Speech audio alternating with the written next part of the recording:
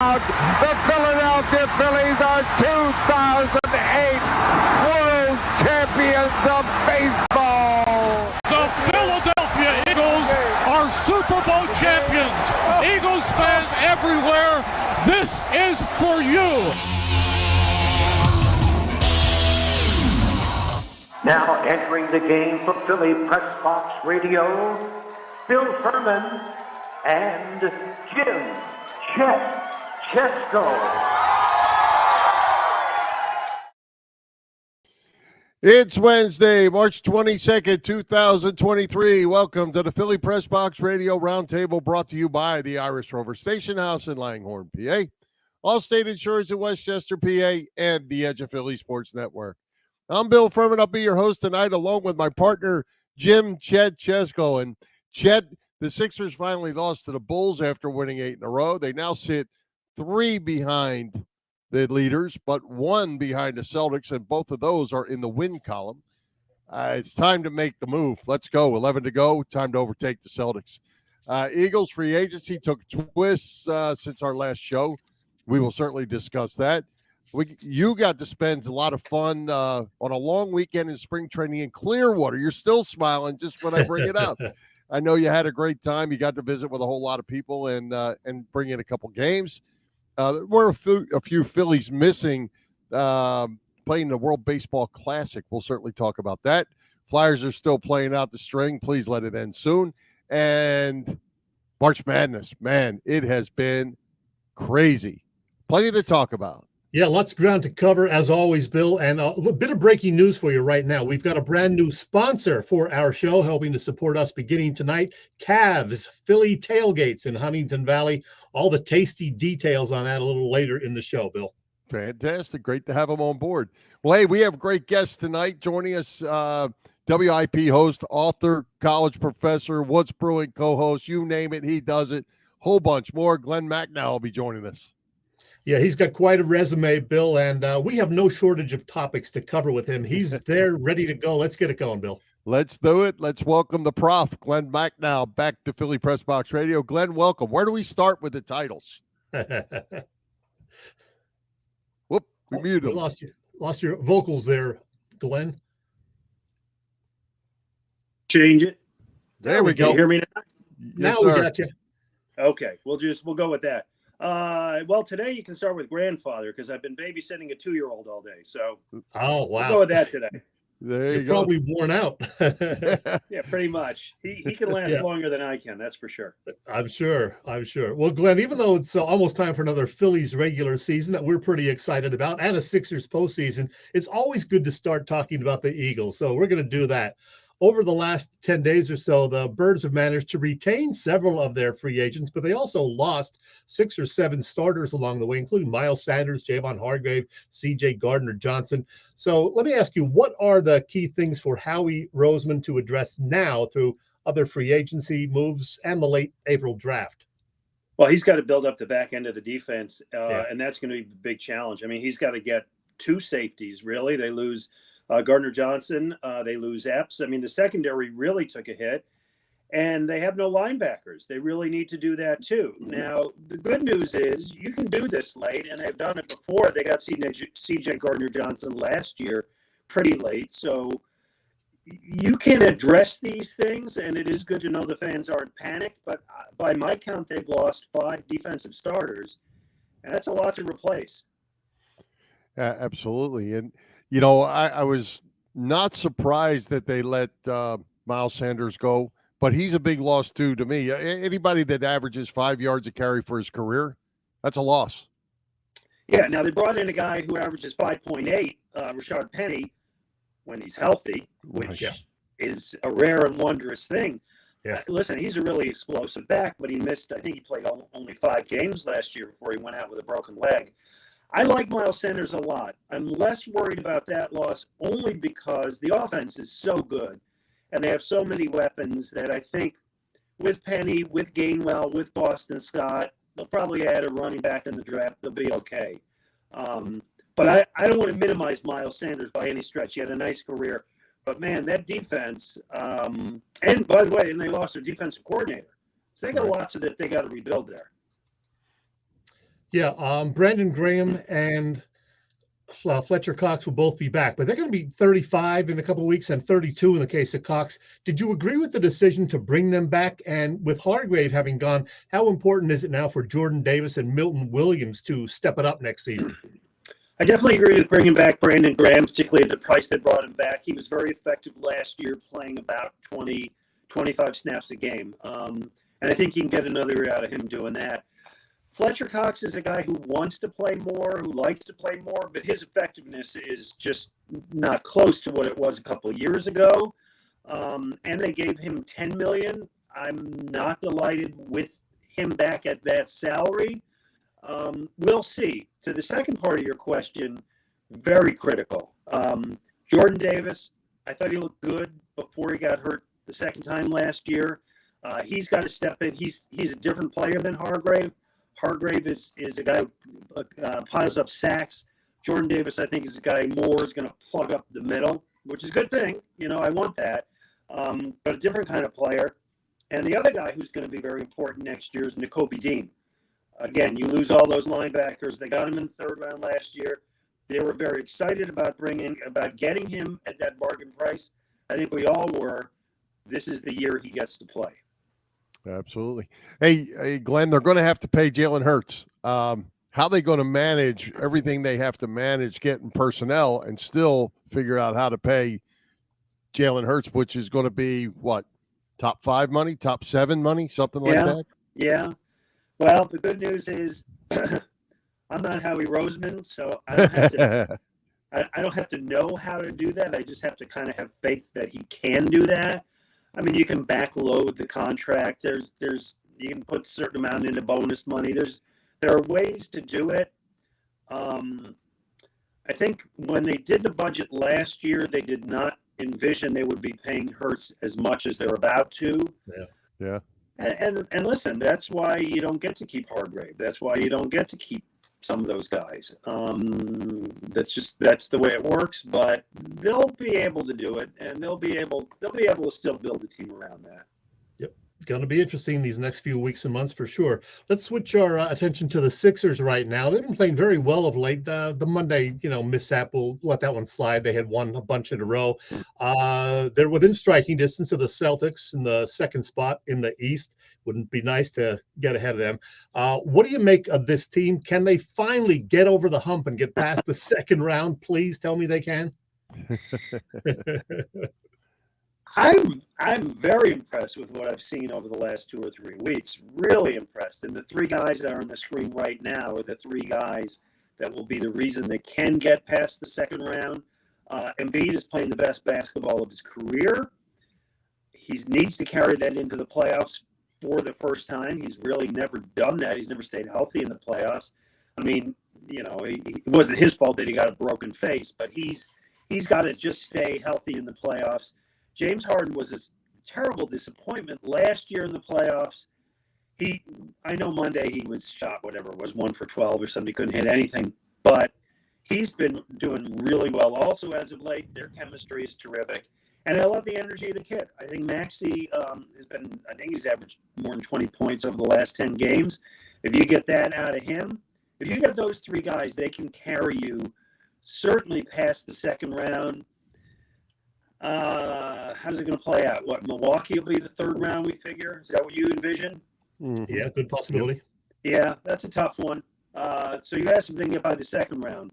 Yes, but I want to see them beat the Celtics. I think they have the Celtics coming up in about another week or so. They haven't beaten the Celtics, I think, since it was, Larry Bird and Dr. J. They need to just beat the Celtics one of these days to show that they can do it. Well, two-sided question for you, Glenn. One is, do they have enough depth on that bench when they're going to need it? And 2, can the guy on the other end of the bench manage that bench well enough to win? They don't have a great bench. I mean, Embiid's going to have to play 45 minutes a game, right? And not die of exhaustion by the end of the second round. So, yeah, it's not something that they're particularly great at. I thought they would be able to address it more this year before the trade deadline than they did. I'm not a huge believer in Doc Rivers. but again, they've been playing really well as of late. So at least for now, as we approach the end of March, I want to believe that Doc Rivers can take them into June. I can't give you solid evidence. I can't give you real reason based on anything I've seen in the postseason here, but, new season, new chemistry, sure. That was rather, I know that was an evasive answer. But that was smooth is what it was. Well, I don't want to say that he can't, right? I mean, if I had to bet my life on it, I probably would not bet on Doc Rivers, but I don't want to sit here tonight and say, no, they're not going to do it, because they can do it. Right. Hey, Glenn, on Monday night, the Sixers honored their 1983 team, the 40-year anniversary of that great club. You weren't in Philadelphia yet, so you were an outsider at the time. What do you remember about those 83 Sixers led by Billy Cunningham, Moses Malone, Julius Erving, Andrew Toney and company? Yeah, I was living in Detroit at the time, going to Pistons games, kind of right before the Pistons got on that arc of how good they were. And I just remember seeing when the Sixers would come in town, the star power on that team was unbelievable. Dr. J, even before I lived here, was my favorite player in the NBA. I mean, the most elegant player in the history of the sport. The highlights, the dunk over Landisburg in LA, the rock the baby slam dunk. I mean, Dr. J was just a beautiful player to watch. And they also had you talk about teams that have depth. They had real depth. There was a guy, I think, from Detroit on that team, Earl Cureton, who was a backup player, but really nice player. They had those guys up and down, and Andrew Toney could kill you with the darts from center court. They were a pleasure to watch, and they could do everything. Absolutely. Hey, what do you think about the Phillies, Glenn? A lot of excitement down here in the Florida side. Coming off of last year, the bullpen certainly should be better on paper. We'll see. The lineup, even without Harper, should still be strong. They've added a little starting pitching. What do you think? Very gung-ho. A little worried about injuries in the starting staff, which is kind of the only thing that I think could really hurt this team. Saw today that Ranger Suarez is not going to be starting the regular season. Got a strain for him. I don't want to mischaracterize the injury. It didn't sound real serious, but he's not going to be able to be there at the beginning. Of course, they were hoping Andrew Painter would, and he's not there. They picked up starting pitching in the offseason. They're going to need it. Oh, look at that. Look at that arm. Look at that. That's a golden arm right there. I think they're going to pound the ball. And if the bullpen is as good as you just said you think it's going to be, Bill, then they should be very, very good. The thing about bullpens is it's tough year to year. I mean, so many guys are up one year, down the next, up one year. So it's kind of tough to say. But I think it's one of the six best teams. They are one of the six best teams in baseball. The only challenge is that two of the other best teams in baseball are in the same division. So they may have to go the same route as last year. Hey, we heard from a couple of guys on WIP, as it turned out, Tuesday morning, Dave Dombrowski and Larry Boa, kind of hinting at the possibility of Bryce Harper actually getting back into the lineup by the very end of May. Wouldn't that be a nice surprise? That'd be great. Yeah, I mean, they've already shortened the time, I think, the official time, and he's swinging the bat and he's doing things and everything looks really positive. Yeah, if they can get him back as a DH, so say he'll miss 50, 60 games and be able to play more than half of the season, that'll be a great pick-me-up for a lineup that already, I was sitting down the other day trying to draw out a batting order. I got to tell you, I don't know who gets relegated down to 6, 7, 8, but those guys are going to be real solid hitters. They are going to score a lot of runs. It's easy to get really excited about Trey Turner after what he did in the last week or 10 days, but take that aside. What a solid addition it looks like Turner should be, and especially he gets in that leadoff spot. This could be a real big year for him. Yeah, so last year they had to put Schwarber in the leadoff spot, which, listen, he hit 50 home runs, so it's not a terrible thing to do, right? He does produce runs, but I'd much rather have a guy on base when Schwarber comes up. And the thing about Trey Turner is he's got power for a shortstop, 20, 25 home runs, maybe more in this ballpark. He's got terrific speed, and I think this year Stilling's going to be up all around baseball. I'll put him down for 30, 35 steals. He can hit for average. He can take a walk. He's a very good defensive shortstop. There's not a flaw in his game. He's a terrific teammate. He's a leader. You saw in the World Baseball Classic, those clutch situations, he came up and delivered. I got to give credit to the ownership, and I got to give credit to the team and the town. The Philly has now become a destination for major league players. They want to come here. He turned down less money to go to San Diego to come here. I mean, think of, last year they had Schwarber and Castellanos. Castellanos had a disappointing year, but that was some pretty good additions. This year, Trey Turner and Taijuan Walker, I think, is going to be a very good starter. Before that, it's Bryce Harper and JT Realmuto. For a team that has not been great at developing its own players, and that is something they're not great at, they managed to add a lot of terrific ones, and the owner's willing to spend the money to do it. We had Tom McCarthy on the show a week or two back, and he said he thinks this team will be better than last year. And, of course, last year they won, 88, 89 games and went to the World Series. So I hope T-Mac is right. Hey, Glenn, we got to sneak in one Flyers question. Sure. Absolutely. It was just about a year ago. Every show that I do on WIP, I try to mention all four teams. Yeah. And if mentioning the Flyers is only to blast them, I just want I want Flyer fans to know that we still care. Yeah. Well, it was just about a year ago that both on WIP and then on a follow-up interview with us, you described the Flyers as dead rot. That was exactly early March of last year. What is the state of the Flyers organization now, Glenn? From dead rot to what? Yeah. What do you get after that? I mean, petrified forest. I don't know. I don't know where you go after that. Oh boy. It's just a horrible shame that really what was one of the most proud franchises in hockey, a franchise that really mattered.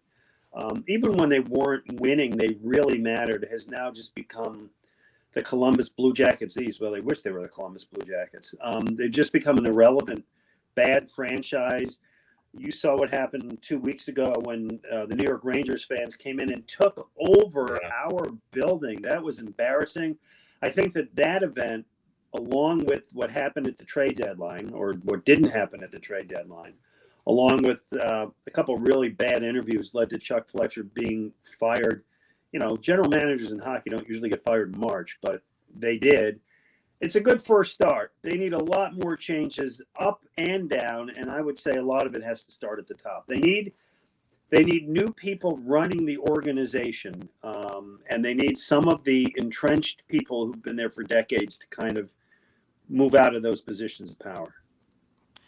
Wait, Glenn, one final comment from me or question from me.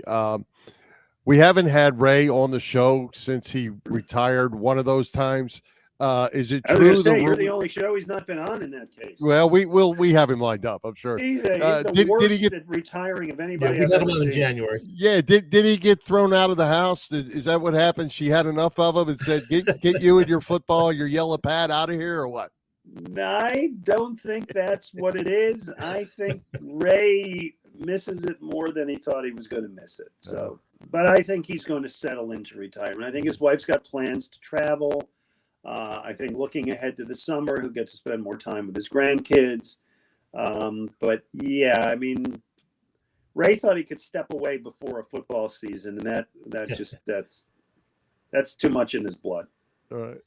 If the Eagles had stunk and maybe, we're 5-12, it would have been easier, but yeah, I mean, they were going to the playoffs and then the Super Bowl. Yeah.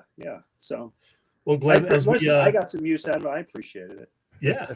As we prepare to wrap things up with you, I want to do a little 3 and out with you, if we could. 3 quick questions and, brief answers from you. All right. Speaking of Ray Diddy, WIP had him on this morning and asked him this question. Now I'm going to ask you your take. Who is currently the best athlete in Philadelphia playing right now, assuming they're all healthy? Joel Embiid. What did Ray say? That is what the poll said also. 48% for Embiid, Harper and Hurts, 28 and 23% respectively. Ray Diddy, though, said Bryce Harper. So, wow, interesting. Yeah. Okay. All right. Number 2, we all love the What We're Watching segment on WIP on your show on Saturday mornings. How'd you like the Your Honor season 2 finale? And can they please bring it back for a 3rd season? Wouldn't that be nice? Love that show. Yeah. It's most shows that I watch aren't as good after the first season, right? They have a great first season, and it's not unusual to decline. I thought season 2 of Your Honor was as good as season 1. I thought the finale was great, and it does set up the very last scene. I don't want to give it away. I know. But to me, that scene says, oh, good, they'll be back. And I love that show. Bryan Cranston's great in it, and as everybody else. Yeah. Yeah, Brian's terrific. Now, most importantly, Glenn, this is the most important question I'm going to ask you. About 3 weeks ago, you put a teaser out there about Conshohocken Brewery doing a Franzke and LA beer, late April, I think. Is that definitely happening? And what can you tell us about plans for this, what I'm assuming is going to be a great beer? Well, thank you. I think the plan is that it will be a great beer. I have faith in our brewers that it will be. So it is going to be the name of the beer is currently under discussion, as well as the can art, but there is going to be a Franzke and LA beer. It's going to be a golden ale this time, as opposed to an IPA, which is what we did for Merrill and Mike, and what we did when we did a beer with Mark Zumoff. It's going to be a golden ale. It's going to be very crushable, ballpark kind of beer. It's going to benefit charity, Philadelphia Youth Sports Association, which is a terrific charity. And it should be out, I would think before Memorial Day. Terrific. And very excited about that. Yes, and we will. Yeah, me too. We will be selling beer. I'm not sure we'll be selling that beer, but we will be selling our beer in the ballpark this year again, which is always nice. I'm enjoying a Von C OG Pils right now. Von C makes very good beer. They really do. That's a really good brewery, and their Pilsner particularly. Their German-style beers are great. We did a couple of the beer shows there. Was good. I'm enjoying a Conshohocken Brewing Company MC5, which is my favorite hazy IPA. Bill, what are you rocking down there? Unsweet tea, green tea. All right, Slacker. Calm yourself down there, Bill. That's right. Hey, I wanted to ask you what else is going on over at the Conshohocken Brewery? What else you have going on there, and what's happening with the TV show? Well, we got some beers coming out for the spring. I know we're going to do a Mexican lager for Cinco de Mayo. One of our more popular beers every year is our Blood Orange IPA.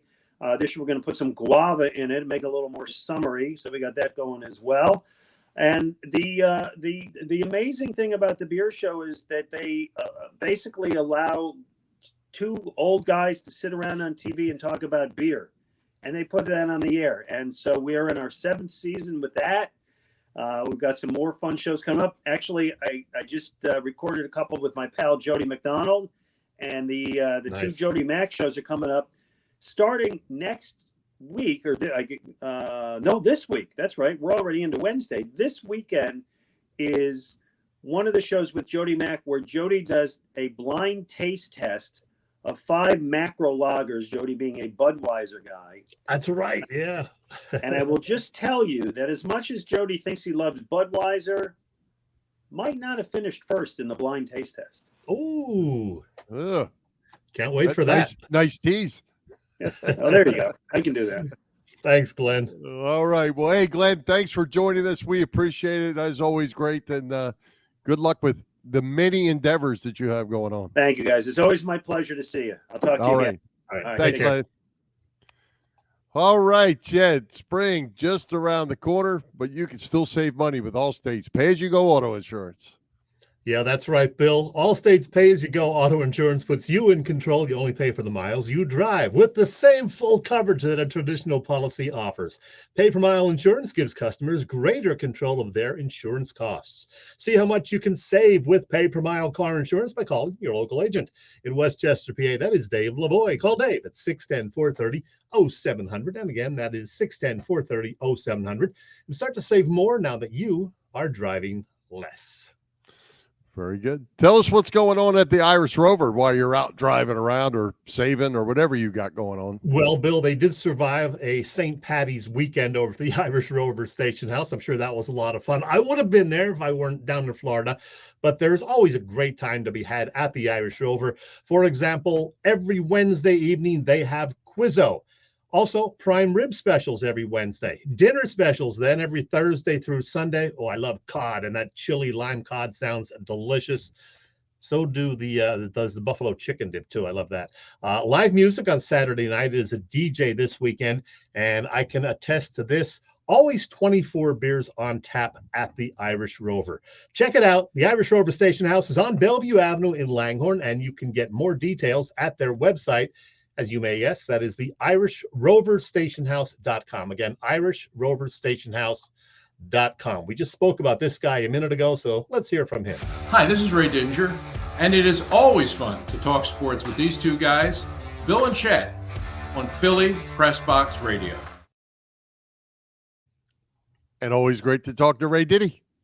Sure is. All right. Hey, we were talking Sixers with Glenn. They've won 8 in a row. They're closing the gap. They're even in the loss column now. 2 games behind the Celtics in the win column. Just 1 game behind. That's big to get that second spot, Chet. They need to get it.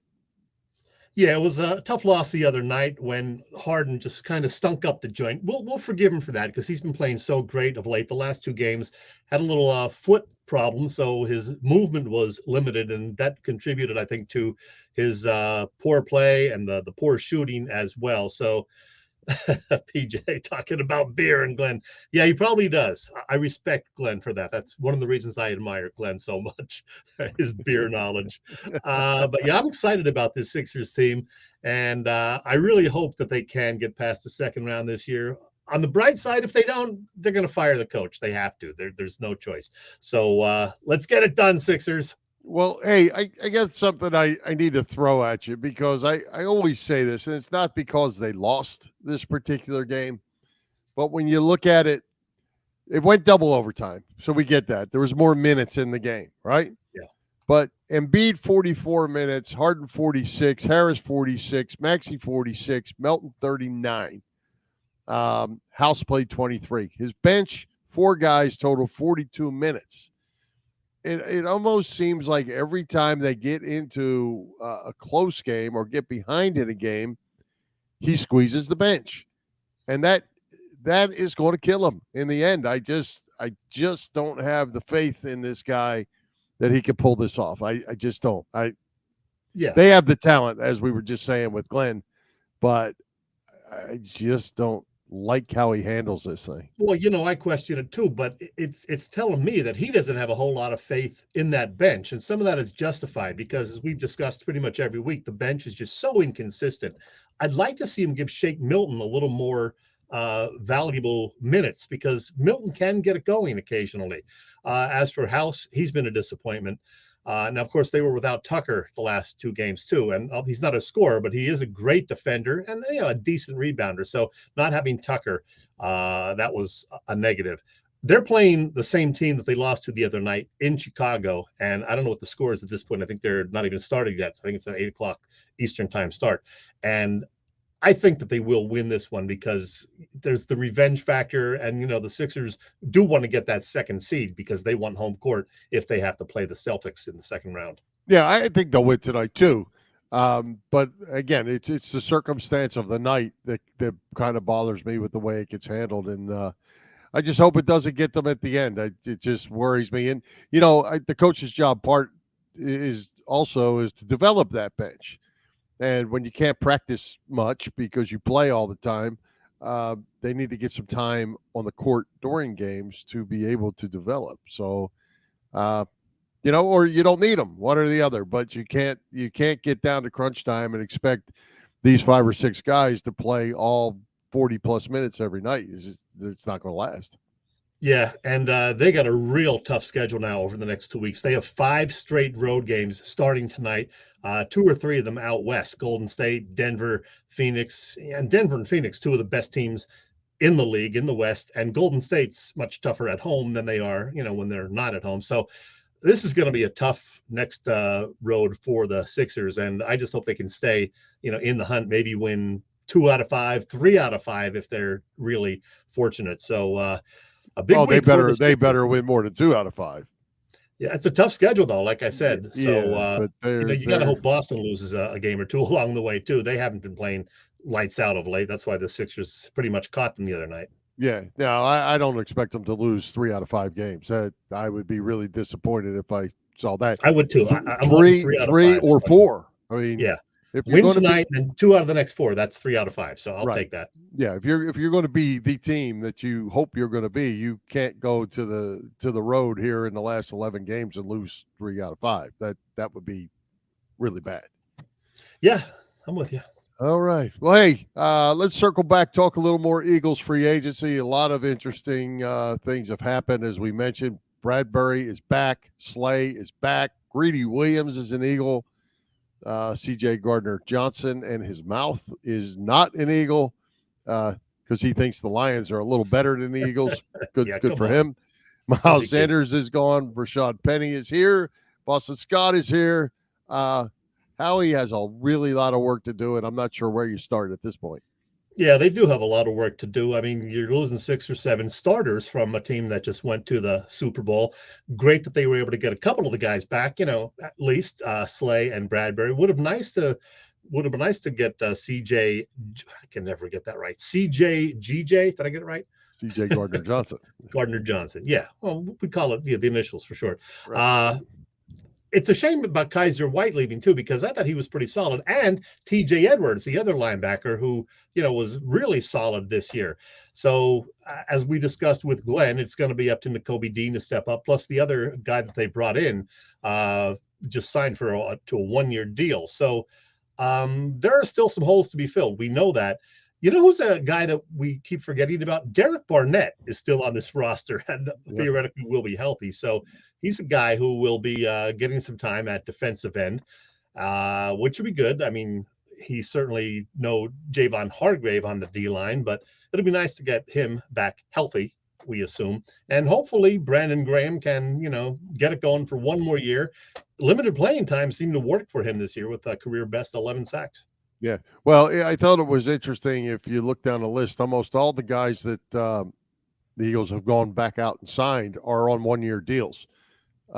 They're just trying to fill holes, I think, as they get control back of the salary cap and get Jalen Hurts lined up, however that's going to be. So you put up with these guys, not put up with, that's the wrong way to say it. You use these guys for one more year, Cox, Graham, probably Kelsey, as well, and they all go one more time, and they just try to fill some holes with those guys. And the shame of it is, Chet, we talked about this during the season, and I said this after they lost the Super Bowl that they should have won. That was the best Eagles team that we've probably ever seen, and it might be the best one we're ever going to see. Exactly. Because now you're all scrambled up in salary cap issues, and you have to pay your quarterback, and you're not going to be able to put the talent together again like what they had this time, and that window is now closed. Yeah, and this was the challenge that Howie had after the Super Bowl team 5 years ago, and he got it done to an extent, but still wasn't as good as that Super Bowl winning team. And now he's got to do it after a team that almost won a second Super Bowl, didn't quite happen, and it's going to be a real challenge replacing all these guys given the financial situation. So really curious to see what Howie has up his sleeve. Yeah, well, it's I hate to see it because I think the hopes are high for the Eagles as well as they are for the Phillies, but the hopes are high, and I'm just not sure that they can repeat this in 5 years. Times have changed, and I don't think anybody really wants to wait 5 more years for a Super Bowl. Hell no, Bill. Hell no. I'm curious to see how he can do over the next few months. Because remember, last year was much later on that he signed Bradbury and Gardner-Johnson. So, things can happen over the course of the summer. Guys can get released.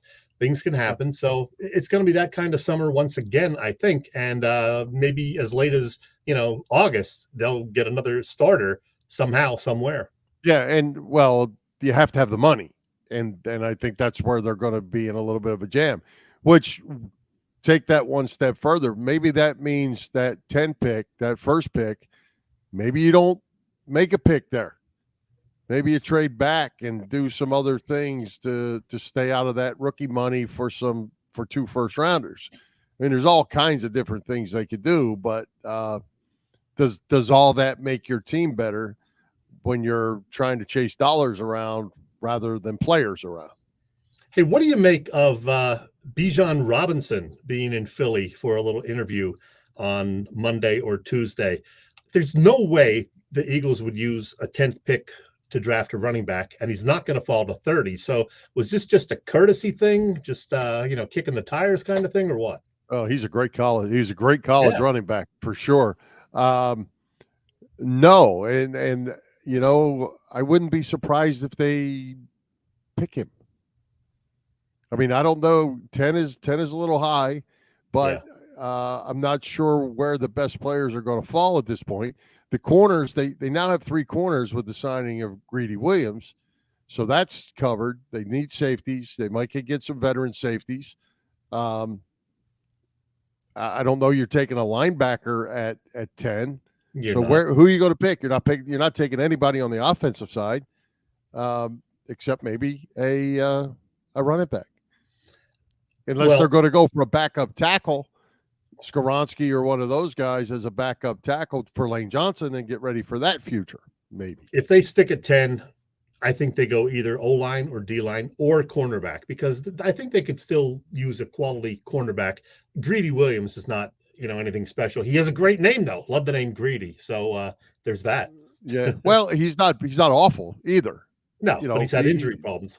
Yeah, but he's not an awful player, and I'm sure they went after him for for some depth back there, and it'll be fine. Maybe he can play the nickel. We'll find out. Yeah. All right. Certainly a lot to talk about for the Eagles across the offseason. That's for sure. There's a lot to talk about all across the Edge of Philly Sports Network, Bill. That's right. There sure is, and you can catch all that action on www.eopsports.com, as well as Edge of Philly Sports on YouTube. You can also find our show, Philly Press Box Radio YouTube channel as well.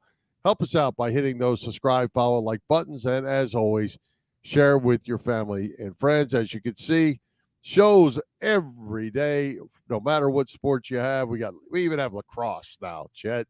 We have everything. It's all covered on the Edge of Philly Sports Network. EOP, we love those guys. Hey, Bill, I mentioned at the top of the show that we have a brand new sponsor, and I love these guys. We are talking about Cavs Catering, Cavs Philly Tailgates, whatever you want to call them. Fantastic. Bob Cavanaugh has been cooking up terrific catering business for more than 30 years now. Known best for their tailgate parties, and I can attest as I've enjoyed Bob's delicious food on 4 or 5 occasions over the past 2 years. Cavs is a 3-time winner of Jack Daniel's Great American Tailgate Party Contest and a past winner of the Philly Daily News Tailgate Award, even featured on the Food Network. And the next big event is actually just a couple of weeks away. That is the Phillies home opener, the opening day tailgate, Thursday, April 6th, 11 a.m. to 2:30 p.m. before you head into the ballpark. There will be tailgates also before the April 8th game and on May 6th when the Red Sox are in town.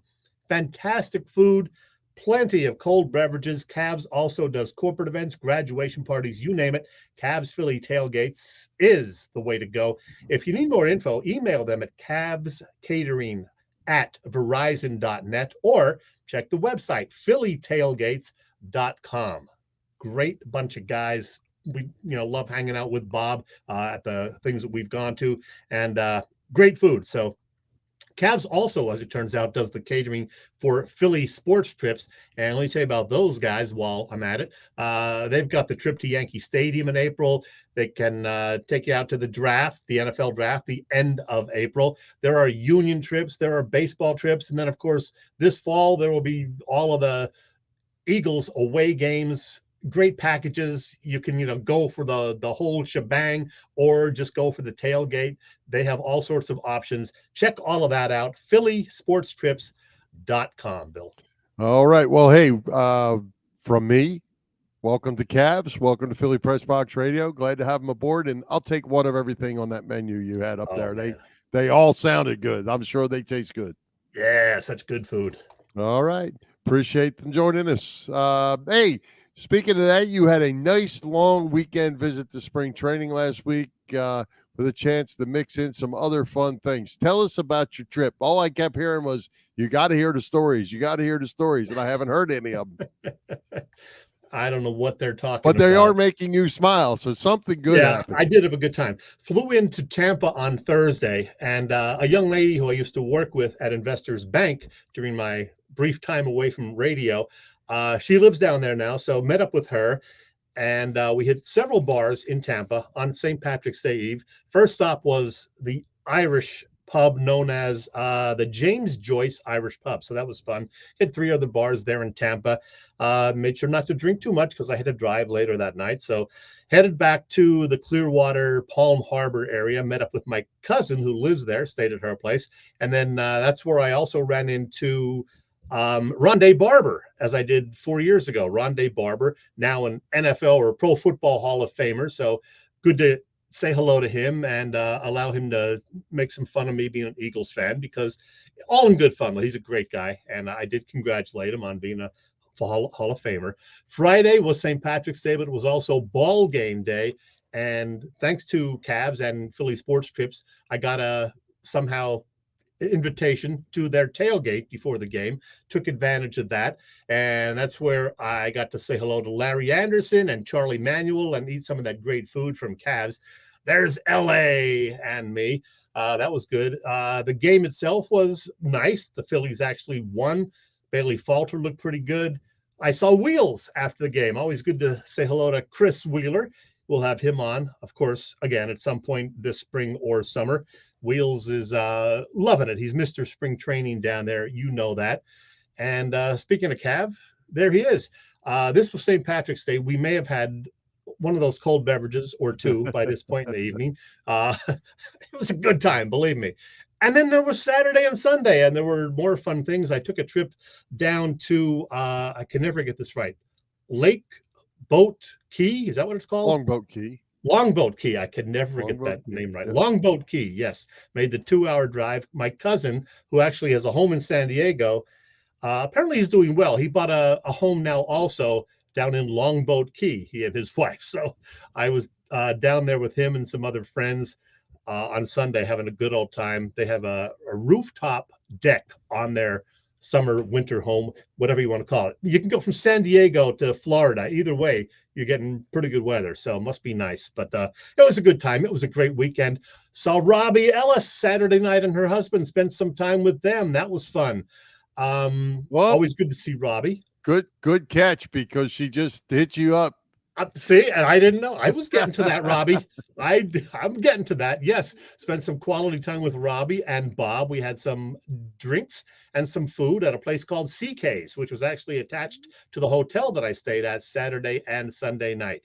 Did not post the Uncle Charlie pic because Charlie looked like he did not want to actually be talking to me.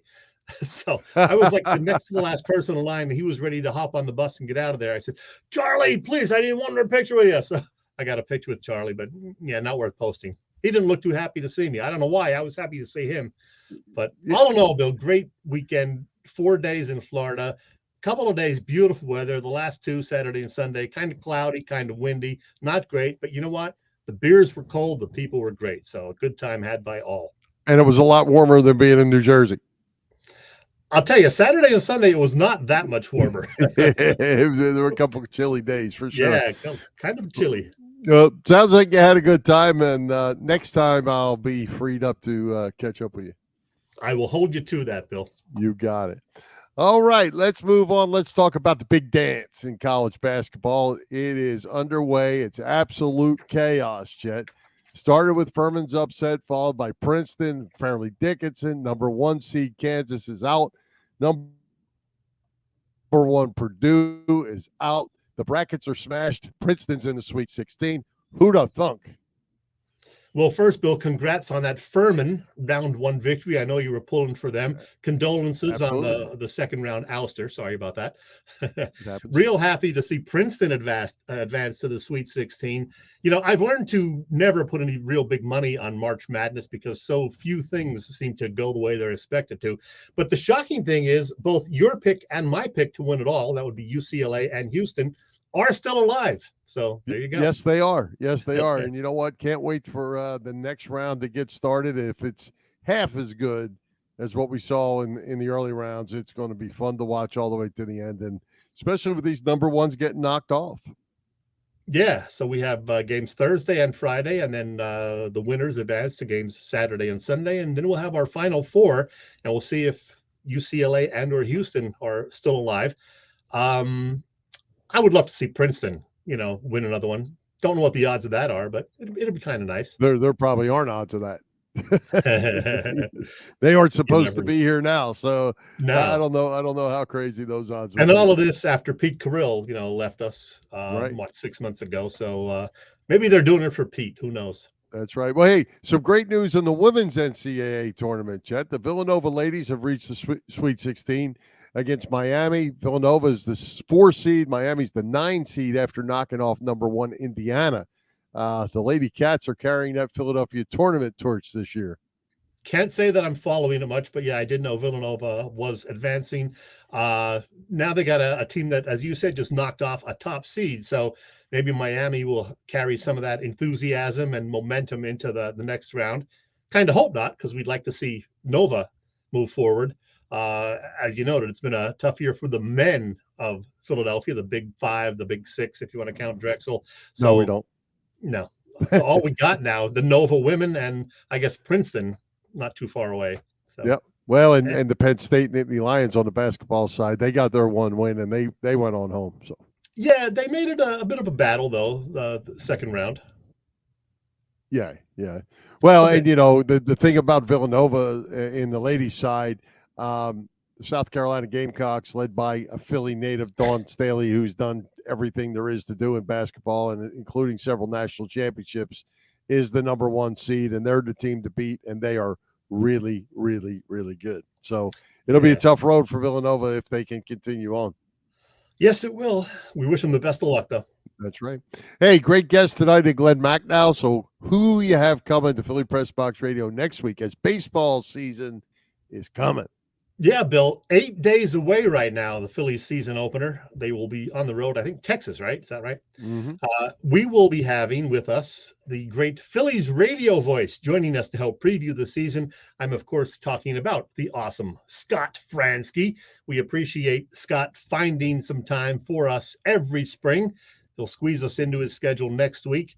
And we will also have next week a short chat with the guy that I mentioned just a little while ago, since he is a brand new sponsor.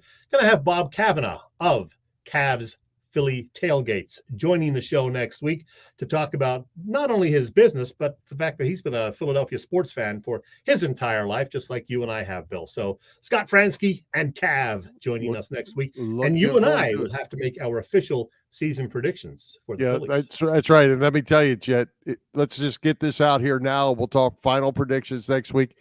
There is going to be bedlam at the bank next Wednesday on Philly Press Box Radio. Oh, yes, indeed. Yeah, Scott has really made a name for himself with that. So absolutely. Love it. Absolutely. And I'm sure there'll be a clip floating around somewhere, but good possibility. Good possibility. Hey, the Flyers, is there anything to say about the Flyers? You got anything to say? What? Nope. Go ahead. I got nothing. They won last night. Carter Hart made 41 saves. They beat the Florida Panthers, who are a good team, and put up 6 goals and got a win. Go figure. They don't even know how to tank properly, Bill. Tanking is not a thing. Players don't tank. I know. But it would help fans want tanks. Players don't tank. I know. Bill, I don't want to talk about the Flyers. What I do want to talk about is what I mentioned briefly to Glen Macnow, and that is those 1983 Sixers that were honored the other night. A shame Billy Cunningham couldn't be there. He was under the weather. I don't think it's anything real serious, according to Jim Lynam. But Andrew Toney, what is it? Why can't they mend fences with Toney? I don't remember this too much, but apparently he was in the building 10 years ago in 2012 for a game, but it was kind of, kept under the wraps. He was there, and a few fans did see him and say hello to him, but they didn't promote it or anything. Otherwise, he never comes back for these things. And it's just a shame because he was just such a crucial guy to those early 80s Sixers teams. He was the Boston Strangler and a key guy along the way to that 1983 title. So I wish that would change. And, we can't bring Moses Malone back, certainly, but boy, it would be nice to have Tony back in the building. Yeah, it would. And I don't know certainly all the ins and outs of that, but I could tell you this, probably a couple years ago, they had that team at a memorabilia show. A good portion of them. No Andrew Toney. And it didn't have anything to do with the Sixers. It was just with that team. And actually Moses Malone was there. Yeah. So it's been back that long ago. No Andrew Toney. Whatever his beef is, it's deep. I mean, it was stemming, of course, from the way he was treated with the foot injury, but supposedly he has mended fences with Harold Katz, who is still alive somewhere. Supposedly they did patch things up a few years ago, and yet still no Tony for these events, and that's just a shame. Still good to see Dr. J. Good to see some of the other guys, Clement Johnson, Pat Williams, still alive and well. So good to see Pat in the house the other night too. Bobby Jones looking good. Bobby Jones, that's right. Sixth man extraordinaire. Mo Cheeks was there. Mark Ivaroni. Yeah. Fun. That was a fun team, and as Glenn said, it went way down on the bench of a bunch of good guys, Earl Curitan, those kind of guys. It was a fun team to watch. A lot of memories from that bunch. Yep. So what do we have coming up? We have the tough road for the Sixers, as I mentioned, and then they move into the playoffs, and all eyes are going to be on the coach to see how he handles things, to see if Harden can come up big, because Harden has not always played great in the postseason. That's been one of the knocks on him. So if his foot is bothering him right now, take a few days off and get healthy, because we want to see this team as healthy as they can possibly be going into the playoffs, because I want to see them advance this year. I really do. It's time. It's time. Overtime. That window, we talk windows. That window's closing too. If you don't get there, sooner or later you got to blow things up. Hey, I wanted to ask you one other thing too. I don't know how much you got to watch it, because I did not get to watch it much, but the World Baseball Classic, the Phillies contributed really well with Trey Turner, Schwarber, and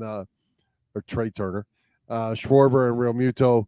I didn't get to see a whole lot of it with this crazy stuff I have going on, but it sounded like it was fun, and it sounded like the players absolutely loved it, while the Mets may not be real happy with what happened to the reliever that's now going to miss the season, their ace reliever. Did you get to watch much of it, and what'd you think of it? A little bit. And as it turns out, we mentioned Robbie and her husband. We were out at a tavern Saturday night when the game was on one of the TVs there, in addition to a band playing. And I just happened to look up at the TV in time to see Trey Turner hitting a grand slam home run. So that was pretty cool. And I did watch the entire final game, the U.S. and Japan, last night, Tuesday night, where the only two runs the U.S. got were courtesy, home runs from both Turner and Schwarber. So that was cool. The Phillies certainly came up big in that one. And yeah, it was a great atmosphere. And the funny thing was, they're playing in Miami, where usually there's, 8,000 people in the stands. It was packed. It was sold out. It was loud. So it was nice to see baseball succeeding down there in Miami. Just happened to be not the Marlins, but the World Baseball Classic. But yeah, I think it did generate some new enthusiasm for the game. And it was really cool. And of course, the way it ended then with Ohtani going against his California Angels or LA Angels teammate, Mike Trout, striking him out. The dramatic, of that was pretty wild. So I really enjoyed it. Wish the U.S. could have scored a couple more runs, but it was fun. Yeah, and I think for a lot of fans, it was just thought of like an exhibition kind of thing, a kind of go through the motions type thing. The players didn't show that. And the Trey Turner grand slam, he said that's the greatest moment of his baseball life, to have hit that grand slam on that stage. And there's a guy that's been in the league and done a lot of things in the major leagues, and he says that's the biggest at bat of his life. That's pretty darn cool. And I think whether it gained momentum as far as picking up fans, I think it certainly gained momentum in picking up fans for the World Baseball Classic for sure. I agree. It did that. It brought a lot of enthusiasm, I think. And it also, I think, generated a lot more excitement about Trey Turner as a Philadelphia Philly after you hit 5 home runs in this little tournament and look like, you can handle the pressure. And he also played a pretty good shortstop, too. Made a great play last night. The guy actually beat it out at first, but still, great play. And, boy, he's going to be fun to watch in a Phillies uniform. Yeah, he is. And how about our buddy Boop? He posted this. I made me laugh. His post read something like, how many offers for Trey Turner will it take before Philly fans say he's tired from the World Baseball Classic? Oh, boy. Let's not go there. Good stuff. I also saw our buddy Carl Henderson down there, too. So that was nice. I saw Carl on I guess Sunday. So that was cool. Well, I was there the Sunday before. I was there with Carl, and Adam was there. Sean got married down there, so got to see him before his wedding, a few days before his wedding, and a bunch of other people that I knew from up in that Delaware Valley. So fun time to come to Clearwater. If you've never been, try to check it out. It's a good time. You don't necessarily watch a lot of baseball, but you do drink beer. And you do hang out with friends, and it's kind of fun. And you catch some sun, too, while you're at it. Yeah, all of that. Yeah, I didn't watch the game intently while I was there on Friday. It was more about wandering around, seeing people, sampling the food and drink, and enjoying the beautiful weather that particular day. So that was cool. One thing we didn't mention, Bill, the passing of Willis Reed. Boy, what a great player. We all remember, because we're old, 69 and 73, with the Knicks. And 80 years old, man. We're getting old, too, I guess. Yeah, I'm not, but yeah. You, on the other hand. Speaking of old, William Shatner, 92 today. I hope you watched some of the little video I posted him singing Rocket Man. It was classic. I did not see it yet. But William Shatner is a regular on the autograph show circuit. He will be at Monster Mania in Baltimore next month, Hunt Valley, Maryland, outside of Baltimore next month. How about that? I will not be there, but you won't William be there. Shatner will. Okay. All right. Anything else before we wrap her up? You didn't do a Raz yet. Well, I'm gonna give you a Raz. Raz me, Bill. All right. Let's thank our friends at the PPCC 118 Raz Room. They post great sports memorabilia on their Facebook page, so people can take a chance of winning something they may not be able to afford or have access to. All items come with certificates of authenticity. They continue to run out great autographed memorabilia from all the Philly teams and more. Check out their Facebook page. Like it or follow it. It's PPCC 118 Raz Room. That's right. PPCC 118 at Raz Room on Facebook. Bill, one more thing before we go. I meant to play this earlier. 1983, when the Sixers won the title, they didn't use the 10, 9, 8, 76ers song. That was during the few years period when they had a different theme song, and it happened to be this one. Here's a part of it right here. Nope, not that one. It's the other one. I screwed it up. 1983. Here. To the spectrum everyone, 'cause the Sixers have begun to get hot. So get on up. Come on, come on. To the Sixers style of basketball. We're Philly town, we never quit. We're gonna take that championship. To the spectrum everyone. There you go. There you go. Now you can wrap it up. Well, whatever song they need to play this thing out, let's win some playoff games and make this a fun June or however long it's going to take to get there. Yep, we hope they go into June. All right, wrap it up, Bill. Let's wrap it up. Let's thank tonight's special guest, Glen Macnow, our sponsors, the Irish Rover Station House, Bob Sullivan's LikeYourAge.com, PPCC 118 Raz Room, and Dave Lavoie of Allstate Insurance in Westchester, and Cavs Philly tailgates. There you go.